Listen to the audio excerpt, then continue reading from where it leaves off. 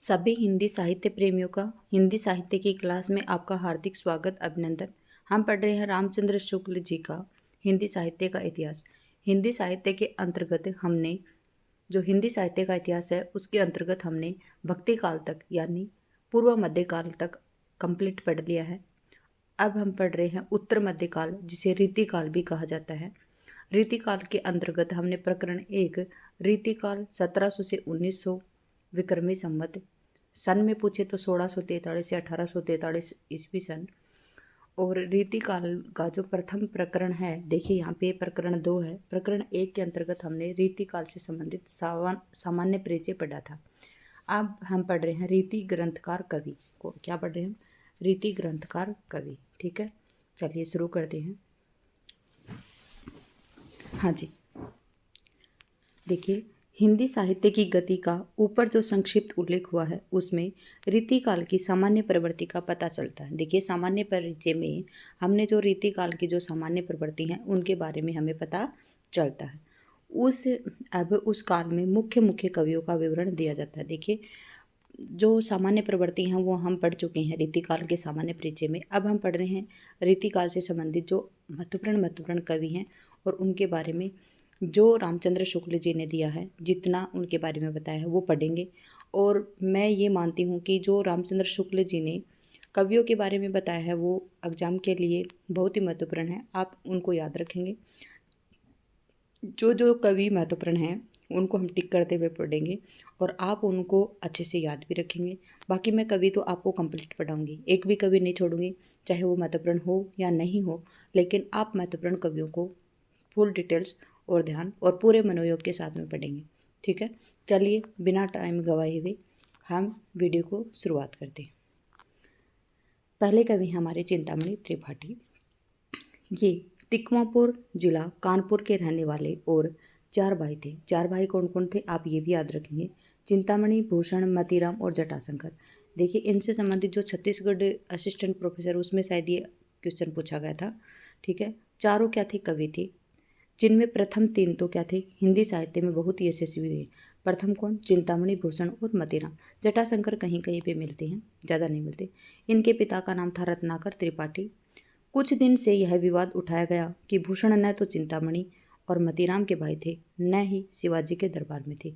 ठीक है, पर इतनी प्रसिद्ध बात का जब पर्याप्त विरुद्ध प्रमाण न मिला तब तक यह अस्वीकार नहीं किया जा सकता। ठीक है, क्या अस्वीकार नहीं किया जा सकता कि भूषण चिंतामणि और मतीराम के भाई थे। ठीक है, कुछ लोगों ने कहा कि भूषण चिंतामणि और त्रिपाठी के भाई नहीं थे, लेकिन उसके लिए कोई प्रमाणिक तथ्य हमें नहीं मिले हैं। चिंतामणि का जन्म काल संवत 1666 के लगभग, कविता काल संवत 1700 के आसपास ठहरता है। इनका जो कवि कुल कल्पतरु नामक ग्रंथ है वो संवत 1700 में लिखा गया था। इसके संबंध में शिव सिंह सरोज में लिखा है। किसके संबंध में? कवि कुल कल्पतरु के संबंध में लिखा है क्या कि बहुत दिन तक नागपुर के सूर्यवंशी भोसला मकरंद शाह के यहाँ रहे। शिव सिंह सरोज में किसके लिए कहा है? चिंतामणि त्रिपाठी के लिए क्या लिखा है कि ये बहुत दिनों तक नागपुर के सूर्यवंशी भोसला मकरंद शाह के यहाँ रहे। उन्हीं के नाम पर छंद विचार नामक पिंगल बहुत भारी ग्रंथ बनाया और काव्य विवेक, काव्य विवेक, कवि कुल कल्पतरु, काव्य प्रकाश, रामायण, ये 5 ग्रंथ इनके बनाए हमारे पुस्तकालय में मौजूद हैं। कौन कह रहे हैं? शिव सिंह सरोज कह रहे हैं, शिव सिंह सेंगर कह रहे हैं। इनकी बनाए रामायण कवित्त और नाना अन्य छंदों में बहुत अपूर्व है। बाबू रुद्र शाही सोलंकी, शाहजहाँ बादशाह और जनरदी अहमद ने इनको बहुत दान दिए हैं। इन्होंने अपने ग्रंथ में कहीं कहीं पर अपना नाम मणिमाल भी कहा है। क्वेश्चन पूछा जाए कि किसने अपने को कहीं कहीं पे मणिमाल कहा, तो किसने कहा? चिंतामणि त्रिपाठी ने। ऊपर के विवरण में यह स्पष्ट है कि चिंतामणि ने काव्य में सब अंगों पर ग्रंथ लिखे हैं।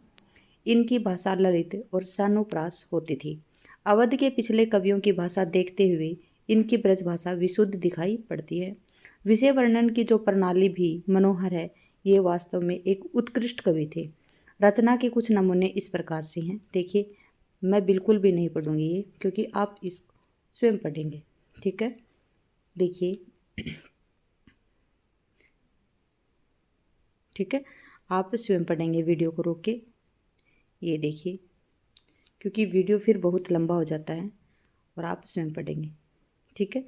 फिर चिंतामणि त्रिपाठी के बारे में हमने पढ़ लिया, अब पढ़ रहे हैं हम बेनी के बारे में। ये असनी के बंदीजन थे। कहाँ के थे? असनी के बंदीजन। संवत 17 के आसपास विद्यमान थे। इनका कोई ग्रंथ नहीं मिलता है। बेनी का क्या मिलता है? कोई भी ग्रंथ नहीं मिलता है, पर फुटकल कवित बहुत से सुने जाते हैं, जिनसे यह अनुमान होता है कि ये नक्शिक और सट ऋतु पर पुस्तकें लिखी होंगी। इनके बारे में क्या कहा? जो बेनी हैं उन्होंने नक्शिक और सट ऋतु पर पुस्तकें लिखी होंगी। कविता इनकी साधारणतः अच्छी होती थी। भाषा चलती होने पर अनुप्रास युक्त होती थी। 2 उदाहरण नीचे दिए गए, देखिए इनके 2 उदाहरण ये हैं। छहरे सिर पे छवि मोर पखा, उनकी नथ के मुक्ता ठहरे। ये और कवि बेनी नई उगई है घटा, मोरवा बन बोलत कूकनरी। ठीक है, ये पंक्तियाँ आप स्वयं पढ़ेंगे। चलिए मैं पढ़ देती हूँ। टाइम तो लगेगा, लेकिन जो वीडियो को पॉज करके बैठ के नहीं देखते ना, उनके लिए शायद ये डिस्टर्बेंस हो सकती है। ठीक है, देखिए मैं पढ़ देती हूँ। छहरे सिर पे छवि मोर पखा, उनकी नथ के मुक्ता ठहरे। फहरे पियोरो पट बेनी ईते, उनकी चुनरी के छबा जहरे। रस रंग भीरे अभीरे है, तमाल दो रस ख्याल चहे लहरे। नित ऐसे स्नेह सो राधिका, श्याम हमारे हिये में सदा बिहरे।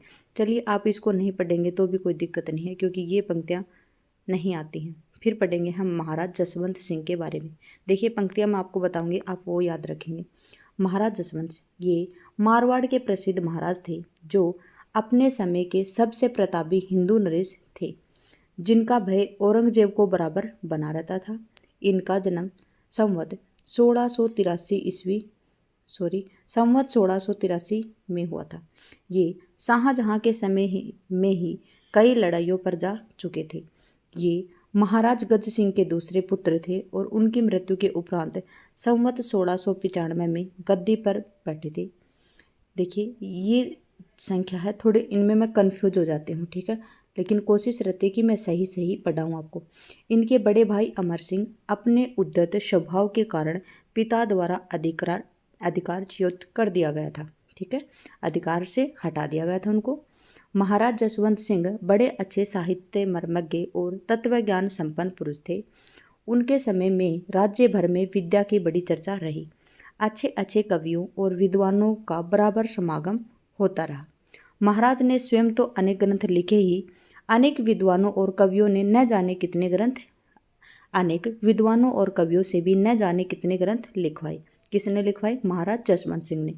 औरंगजेब ने इन्हें कुछ दिनों के लिए गुजरात का सूबेदार भी बनाया था।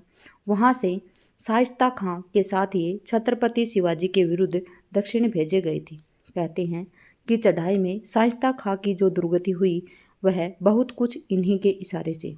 अंत में ये अफगानों को सर करने के लिए काबुल भेजे गए, जहाँ संवत 1735 में इनका परलोकवास हो गया था। ठीक है, आगे बढ़ते हैं। ये हिंदी साहित्य के प्रधान आचार्य माने जाते हैं। इनका भाषा भूषण ग्रंथ अलंकारों पर एक बहुत ही प्रचलित पाठ्य ग्रंथ रहा है। इनका भाषा भूषण किस पे आधारित है? अलंकार ग्रंथ है वो। ठीक है, इस ग्रंथ में इन्होंने वास्तव में आचार्य के रूप में लिखा है, कवि के रूप में नहीं। जो भाषा भूषण है वो आचार्य के रूप में लिखा है, इन्होंने कवि के रूप में नहीं लिखा है। प्राकथन में इस बात का उल्लेख हो चुका है कि रीतिकाल के भीतर जितने लक्षण ग्रंथ लिखने वाले हुए वे वास्तव में कवि थे। उन्होंने कविता करने के उद्देश्य से ही ये ग्रंथ लिखे थे, न कि विषय प्रतिपादन की दृष्टि से। पर महाराज जसवंत सिंह इस नियम के अपवाद थे। वे आचार्य की हैसियत से ही हिंदी साहित्य के क्षेत्र में आए थे, कवि की हैसियत से नहीं। ये रामचंद्र शुक्ल जी का कथन है और आप इसको याद रखेंगे।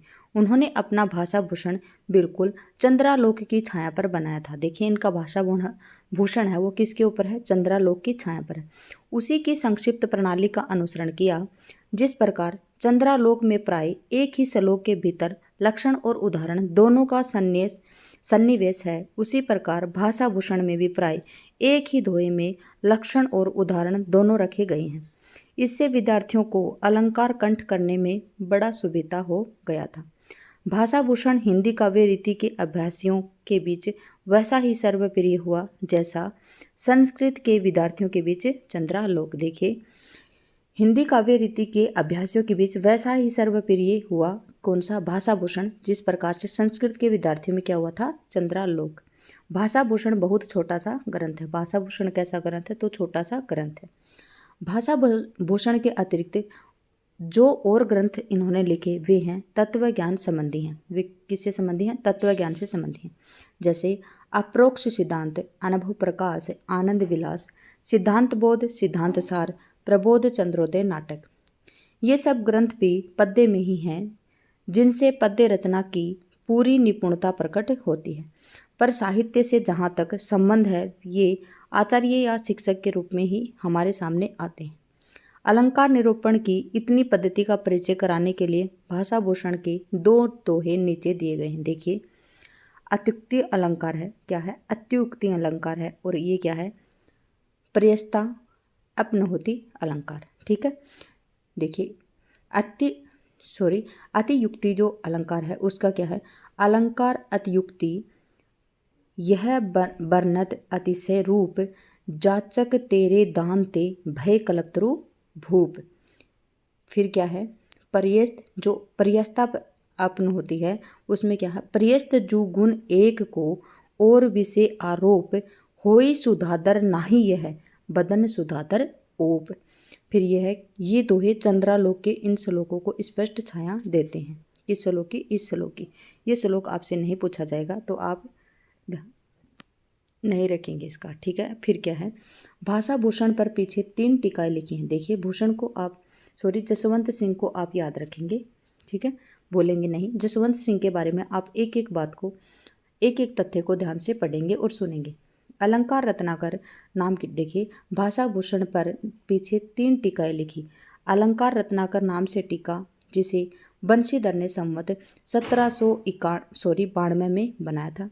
दूसरी टीका प्रताप शाही की और तीसरी टीका गुलाब कवि की भूषण चंद्रिका। ठीक है, 3 टीका लिखी किसने? अलंकार रत्नाकर के नाम से किसने टीका लिखी? बंशीधर ने। दूसरी टीका प्रताप शाही ने लिखी और तीसरी टीका गुलाब कवि ने भूषण चंद्रिका के नाम से लिखी थी। ठीक है, अब पढ़ते हैं हम बिहारी लाल के बारे में। देखिए, बिहारी लाल बिहारी रीति सिद्ध कवि हैं। ये क्या हैं? रीति सिद्ध कवि हैं ये बिहारी लाल। ये माथुर चौबे कहे जाते थे और इनका जन्म ग्वालियर के पास बसवा गोविंदपुर गांव में संवत 1660 के लगभग माना जाता है। एक दोहे के अनुसार इनकी बाल्यावस्था बुंदेलखंड में बीती और तरुणावस्था उनकी ससुराल मथुरा में ये आ गए थे। ठीक है, आगे पढ़ते हैं हम। अनुमानतः ये संवत 1720 तक वर्तमान में रहे थे। ये जयपुर के मिर्जा राजा जय शाह महाराज जय सिंह के दरबार में रहा करते थे। कहा जाता है कि जिस समय ये कविश्वर जयपुर पहुँचे उस समय महाराज अपनी छोटी रानी के प्रेम में इतने लीन रहा करते थे कि राजकाज देखने के लिए महलों के बाहर निकलते ही न थे। इस पर सरदारों की सलाह से बिहारी ने एक दोहा किसी प्रकार महाराज के पास भीतर भिजवाया। क्या भिजवाया? ये दोहा आप याद रखेंगे क्योंकि इनसे संबंधित क्वेश्चन आते हैं। बिल्कुल नहीं भूलेंगे। मैं इसको 2 बार आपको दोहे को बोलकर सुनाऊंगी। नहीं पराग नहीं मधुर मधुर, नहीं पराग नहीं मधुर मधु, नहीं विकास यही काल, अली कली ही सो बंध्यो आगे कौन हवाल। कि जो कली अभी प्रस्फुटित भी नहीं हुई है और उसी में आप आज ही लीन हो गए हैं तो आगे कौन हवाल है आपका।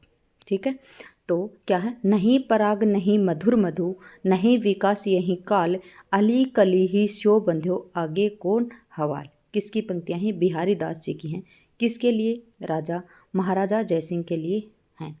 ठीक है, कहते हैं कि इस प्रकार महाराज बाहर निकले और तभी से बिहारी का मान बहुत अधिक बढ़ गया। महाराज ने बिहारी को इसी प्रकार के सरस दोहे बनाने की आज्ञा दी। बिहारी दोहे बनाकर सुनाने लगे और उन्हें प्रति दोहे पर एक असर भी मिलने लगी। इस प्रकार 700 दोहे बने जो संग्रहित होकर बिहारी सतसई के नाम से प्रसिद्ध हुए हैं। आगे बढ़ते हैं। श्रृंगार रस के ग्रंथों में जितनी ख्याति और जितना मान बिहारी सतसई का हुआ उतना किसी का नहीं। ये आप कथन याद करेंगे। ये कथन किसका है? रामचंद्र शुक्ल जी का है। किसके लिए? बिहारी सच्चाई के लिए। इनका एक एक दोहा हिंदी साहित्य में एक एक रत्न माना जाता है। देखिए, रामचंद्र शुक्ल जी की ही पंक्तियाँ हैं ये। इनकी 50 टीकाएँ रची गई। इन टीकाओं में 4-5 टीकाएँ तो बहुत प्रसिद्ध हुई हैं। कृष्ण कवि की टीका जो कवित्व में है, हरिप्रकाश टीका, लल्लू लाल जी की लाल चंद्रिका, सरदार कवि की टीका और सुरती मिश्र की टीका। इन टीकाओं के अतिरिक्त बिहारी के दोहों का भाव पल्लवित करने वाले छप्पे, कुंडलियाँ, सवैयाँ आदि कई कवियों ने रचे हैं। पठान सुल्तान की कुंडलियाँ इन दोहों पर बहुत अच्छी हैं, पर क्या हैं वो? अधूरी हैं। भारतेंदु हरिश्चंद्र ने कुछ और कुंडलियाँ रचकर पूर्ति करनी चाहिए थी। पंडित अंबिकादत्त व्यास ने अपने अंबिकादत्त व्यास ने क्या की? बिहारी बिहार में सब दोहों के भावों को पल्लवित करके रोला छंद में लगाए हैं। पंडित परमानंद ने श्रृंगार सप्तशती के नाम से दोहों का संस्कृत अनुवाद किया है। यहाँ तक कि उर्दू शेरों में भी अनुवाद थोड़े ही दिन में बुंदेलखंड के मुंशी देवी प्रसाद प्रीतम ने लिखा है। इस प्रकार बिहारी संबंधी एक अलग साहित्य ही खड़ा हो गया। इतने से ही यह इस ग्रंथ की सर्वप्रियता का अनुमान हो सकता है। बिहारी का सबसे उत्तम और प्रमाणिक संस्करण बड़ी मार्मिक टीका के साथ थोड़े ही दिन हुए प्रसिद्ध साहित्य मर्मज्ञ ब्रजभाषा के प्रधान आधुनिक कवि बाबू जगन्नाथ दास रत्नाकर ने निकाला था। जितने श्रम और जितनी सावधानी से यह संपादित हुआ, आज तक हिंदी का और कोई ग्रंथ नहीं हुआ। किसका? बिहारी सच्चाई के ऊपर टीका लिखने वाले जो बाबू जगन्नाथ दास रत्नाकर हैं, इन्होंने जो टीका लिखी है रत्नाकर के नाम से, ठीक है, बिहारी रत्नाकर के नाम से, वो ग्रंथ सबसे प्रमाणिक है। उसके समान और कोई ग्रंथ नहीं है। बिहारी ने इस सच्चाई के अतिरिक्त और कोई ग्रंथ नहीं लिखा। यही एक ग्रंथ उनकी इतनी बड़ी कीर्ति का आधार है। यह बात साहित्य क्षेत्र में इस तथ्य की स्पष्ट घोषणा कर रही है कि किसी कवि का यश उसकी रचनाओं के परिमाण के हिसाब से नहीं होता है, गुण के हिसाब से होता है। कहा इसमें रामचंद्र शुक्ल जी का कहने का कथन यही है, अर्थ यही है कि कवि ज़्यादा कविताएं करे या ज़्यादा रचनाएं करे वो महत्वपूर्ण नहीं है। एक ही करें लेकिन बिहारी की जैसी करें, ठीक है। जितनी बिहारी की जो बिहारी सच्चाई है उसमें उपयोगिता और महत्वपूर्णता दिखाई गई है, उस प्रकार से रचना करें, एक ही करें, ठीक है। क्या बताया यहाँ पे कि परिमाण के हिसाब से नहीं, उस रचना में गुण का हिसाब होना चाहिए, ठीक है। मुक्तक कविता में जो गुण होना चाहिए वह बिहारी के दोहों में अपने चरम उत्कर्ष को पहुंचा है, ठीक है, इसमें कोई संदेह नहीं। मुक्तक में प्रबंध के समान रस की धारा नहीं रहती, जिसमें कथा प्रसंग की परिस्थिति को अपने को भुला हुआ पाठक मग्न हो जाता है। हृदय में एक स्थायी प्रभाव ग्रहण करता है। इसमें तो रस के ऐसे छींटे पड़ते हैं जिसमें हृदय कलिका थोड़ी देर के लिए खिल उठती है। यदि प्रबंध काव्य एक विस्तृत वनस्थली है तो मुक्तक एक चुना हुआ गुलदस्ता।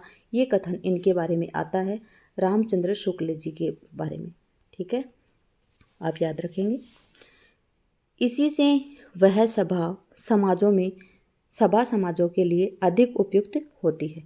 उसमें उत्तरोत्तर अनेक दृश्यों द्वारा संगठित पूर्ण जीवन या उसके किसी एक पूर्ण अंग का प्रदर्शन नहीं होता, बल्कि कोई एक रमणीय खंड दृश्य इस प्रकार सहसा सामने ला दिया जाता है कि पाठक और श्रोता कुछ क्षणों के लिए मंत्रमुग्ध सा हो जाता है। इसके लिए कवि को मनोरम वस्तुओं और व्यापारों का एक छोटा सा स्तवक कल्पित करके उन्हें अत्यंत संक्षिप्त और सशक्त भाषा में प्रदर्शित करना पड़ता है। अतः जिस कवि में कल्पना की समाहार शक्ति के साथ भाषा की समाज शक्ति जितनी अधिक होती है, उतना ही वह मुक्तक की रचना सफल होगी। यह कथन भी आप याद रखेंगे। कौन सा? जिस कवि में कल्पना की समाहार शक्ति के साथ भाषा की समाज शक्ति जितनी ही अधिक होगी, उतना ही मुक्तक की रचना सफल होगी। यह कथन वेरी वेरी वेरी इंपॉर्टेंट है। यह क्षमता बिहारी में पूर्ण रूप से वर्तमान थी, ठीक है। आगे देखिए, इसी से ये दोहे एक छोटे छंद में इतना रस भर सके हैं कि इनके दोहे क्या हैं, रस के छोटे छोटे छींटे हैं। इसी से किसी ने कहा, क्या लिखा है, सतसैया के दोहरे जो नावक के तीर, देखत में छोटे लगे बेंधे सकल शरीर। किसके लिए कहा गया ये दोहा? बिहारी सतसई के लिए।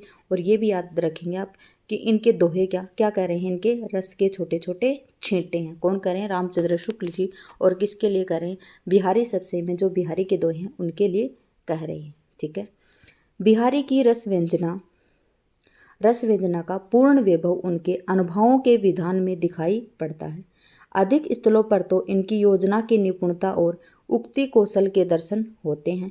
इस विधान में इनकी कल्पना की मधुरता झलकती है। अनुभवों और हावों की ऐसी सुंदर योजना कोई श्रृंगारी कवि नहीं कर सका है। नीचे की हाव भाव भरी सजीव मूर्तियाँ इस प्रकार से हैं।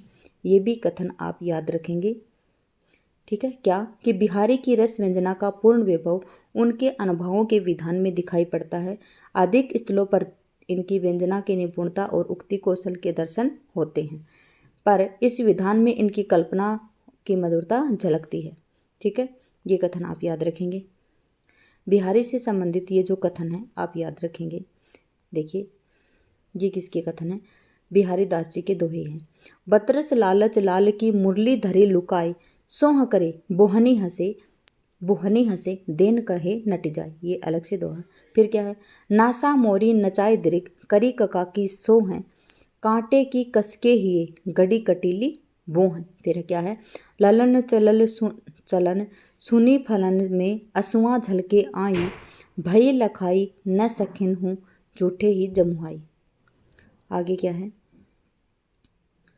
भाव व्यंजना। ये कथन भी महत्वपूर्ण है। भाव व्यंजना या रस व्यंजना के अतिरिक्त बिहारी ने वस्तु व्यंजना का सहारा भी बहुत लिया है। विशेषतः शोभा या कांति, सुकुमारता, विरह ताप, विरह की क्षीणता आदि के वर्णन में कहीं कहीं इनकी वस्तु व्यंजना औचित्य की सीमा का उल्लंघन करके खिलवाड़ के रूप में हो गई है, जैसे इन दोहों में है। क्या है? देखिए ये दोहे इन्हीं के हैं। पन्ना ही तिथि पाइये वा घर के चहु पास, नित प्रति पुन्नोई रहे आनन ओप उजास। छाले परिबे के ढरन सके न हाथ छुआव, छिलकती हिये गुलाब के छवा छवावती पाई। देखिए ये इतने महत्वपूर्ण मतलब नहीं है, आप इनको पढ़ सकते हैं खुद से।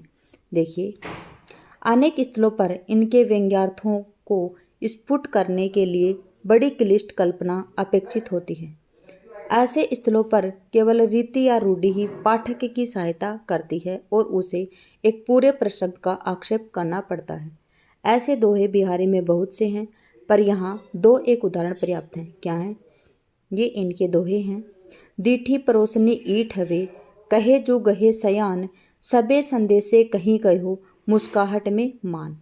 नए बिरह बढ़ती विथा खरी विकल जेल बाल, बिलखी देखी परोसियो हरसी हसी तिही काल। ठीक है। आगे देखते हैं। इन उदाहरणों से यह स्पष्ट है कि बिहारी का गागर में सागर भरने का जो गुण इतना प्रसिद्ध है वह बहुत कुछ रूढ़ि की स्थापना से ही संभव हुआ है। यही नायिका भेद की प्रथा इतने जोर शोर से न चल गई होती तो बिहारी को इस प्रकार की पहेली बुझाने का साहस न होता। देखिए नायिका भेद की प्रथा इस समय जोर शोर से चली हुई थी, इसलिए बिहारी को इस प्रकार की पहेली बुझाने का साहस न होता अगर नहीं होती तो। अलंकारों की योजना भी इस कवि ने बड़ी निपुणता से की है। ये कथन भी इनका बहुत अच्छा है। किसी किसी दोहे में कई अलंकार उलझे पड़ते हैं, पर उनके कारण कहीं भद्दापन नहीं आया है। देखिए इनके अलंकारों में भद्दापन कहीं देखने को नहीं मिलता है। असंगति और विरोधाभास की ये मार्मिक और प्रसिद्ध उक्तियाँ कितनी अनूठी हैं। कौन सी?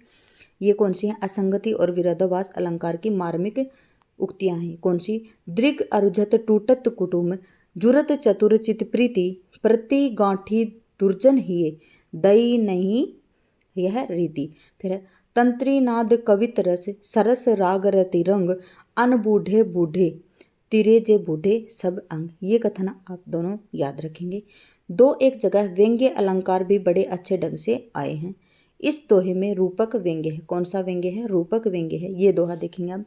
करे चाह सो चुटकी के, खरे उड़ाए मैन, लाज नवाए तरफरत, करत खुद सी नैन।